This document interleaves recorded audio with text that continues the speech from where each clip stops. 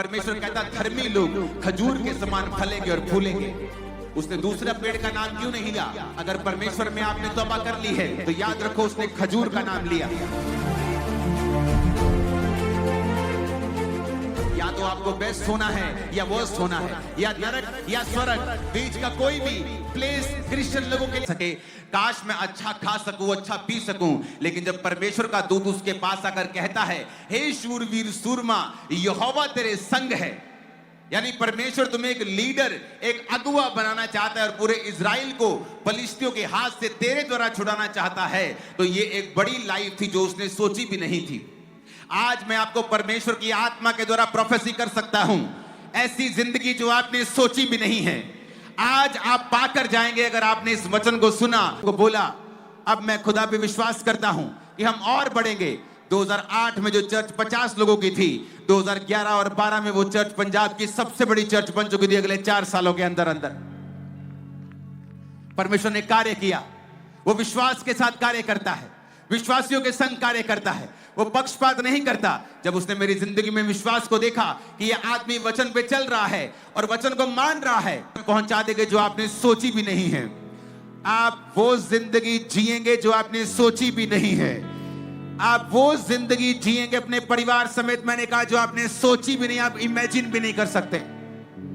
आमीन। मेरे को ऊंचे वाले चाहिए, आमीन। मेरे को साथ चाहिए ऊंची आवाज में। हालेलुया। हर साजर होंठ आमीन बोलता हुआ नजर आना चाहिए।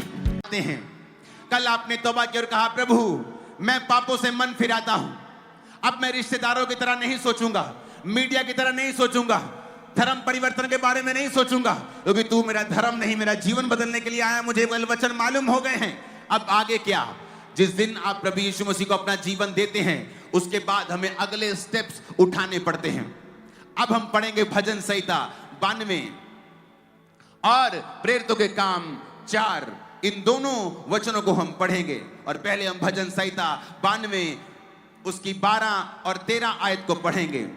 उसमें लिखा है धर्मी लोग खजूर के समान फूलेंगे फलेंगे, लबानोन के देवदार के समान बढ़ते ही रहेंगे।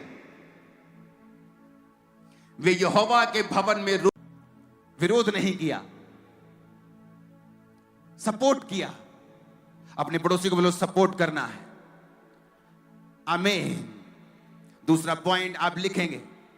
पहला पॉइंट है आपको चर्च में जाना है, वहां रोप पे जाना है, विजिटर नहीं बनना चर्च में, वहां रोप पे जाकर, रोप पे जाना, लगाए जाना, ऐसे घुस जाना है, नहीं तो तुम कहता फ्लोरिश नहीं हो सकते। खुदा के आंगनों में फिर तुम फल फूल नहीं सकते हो जब तक तुम रोपे नहीं जाओगे वहां पे। सेकंड काम जो आपने करना है, इब्रानिया 12, जो परमेश्वर ने तुम्हें उद्धार दे दिया है, अब उसमें तुम्हें काम करना है। और पहला काम यह है, अपनी जिंदगी में से हर एक बुरे कनेक्शन को, कहता रोकने वाली वस्तु, उलझाने वाले पाप को दूर कर दो। अगर तुम्हारी जिंदगी में तौबा करने के बाद ऐसे दोस्त हैं जो तुमको भरमाते हैं शराब पीने के लिए, जो तुमको भरमाते हैं दूसरी सिस्टम, वो सब जगहों पे जाने के लिए जो परमेश्वर ने हमें मना किया है, तो आपको उन कनेक्शंस को आज काटना है। जो बाइबल में लिखा है व्यभिचार से दूर रहे, वो फोन की सारी गंदी एप्स, वो सारी सब्सक्रिप्शंस, उन्हें कैंसिल करना है। कहता हर एक उलझाने वाली वस्तु, उलझाने वाला पाप और रोकने वाली वस्तु, उसको दूर करना है। तुमने, परमेश्वर ने नहीं करना, तुमने करना है। तुमने करना है। वो रॉन्ग कनेक्शन, वो रॉन्ग कॉन्टैक्ट, वो रॉन्ग व्हाट्सएप, वो रॉन्ग चैट। तो इसीलिए परमेश्वर धरती को खराब होने से बचा रहा है, क्योंकि तुम पृथ्वी का नमक हो। पर उसने एक और बात बोली है, कहता अगर नमक खराब हो जाए तो वो ठीक नहीं किया जा सकता, उसे चुनकर ठीक नहीं किया जा सकता। दाल खराब हो जाए तो लेडीज चुन लेती हैं, चलो कंकड़ कंकड़ चुन लेते हैं, थोड़ा सा मेहनत लगेगी ठीक कर लेंगे। लेकिन अगर नमक खराब हो जाए तो उसे ठीक किया नहीं जा सकता, वो फिर पांव के नीचे आता है और रौंदा जाता है। तो परमेश्वर ने हमें ये वार्निंग दी है मसीह लोगों को कि या तो मैं तुम्हें बेस्ट करूंगा तो या तुम वर्स्ट होंगे, या तो टॉप पे होंगे या सबसे नीचे होंगे, या तो आशीषित होंगे या तो श्रापित होंगे। पर कहता आशीष और श्राप भी मैंने तुम्हारे हाथ में दे दिए हैं। अगर तुम मेरे वचनों को सुनोगे, मेरे वचनों को मानोगे, तो मैं इस दुनिया की सारी उत्तम से उत्तम तेल, उत्तम से उत्तम गेहूं, आशीषें मैं तुमको दूंगा। पर अगर तुम मेरे वचनों को नहीं मानोगे तो मैं दुश्मनों को आज्ञाएं दूंगा कि वो तुम पे कब्जा कर लें। ऐसा ही है वचन।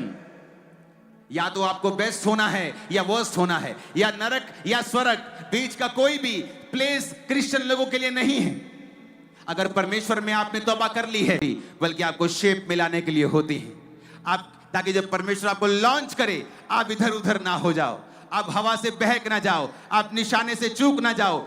इसलिए परमेश्वर जब आपको पानी के नीचे रखता है, जिसके दो मतलब हैं, पानी वचन को भी दर्शाता है, यानी जब आप वचन पढ़ते हैं, आप वचन को रोज सीखते हैं, रोज बाइबल के साथ समय बिताते हैं, और दूसरा परीक्षाओं में स्थिर रहते हैं, गाली नहीं निकालते खुदावंत को, चर्च जाना बंद नहीं करते, निराशा में शराब पीने नहीं चले जाते, निराशा में व्यभिचार करने नहीं चले जाते, आप खुदा से प्यार करते हैं और प्यार करते हैं और रोजे रखते हैं, वचन में और घुसते हैं। परमेश्वर आपको चेक करता है, और जिस दिन आप ये वचन मान लेंगे, जिस दिन आप परीक्षा में स्थिर रहेंगे, खुदा को दिखा देंगे कि आप सचमुच उसकी संतान हैं। याद रखिएगा, जो वचन मैं आपको सिखा के जा रहा हूं, इसको बार बार सुनिएगा, पहले दिन को और दूसरे दिन को, ये आपकी ड्रीम लाइफ तक पहुंचा देंगे जो आपने सोची भी नहीं है। आप वो जिंदगी जिएंगे जो आपने सोची भी नहीं है। आप वो जिंदगी जिएंगे अपने परिवार समेत, मैंने कहा, जो आपने सोची भी नहीं, आप इमेजिन भी नहीं कर सकते। आमीन। मेरे को ऊंचे वाले चाहिए, आमीन। मेरे को साथ चाहिए ऊंची आवाज में। हालेलुया। हर साज और होंठ आमीन बोलता हुआ नजर आना चाहिए। हालेलुया। आमीन आमीन। ऊंची आवाज में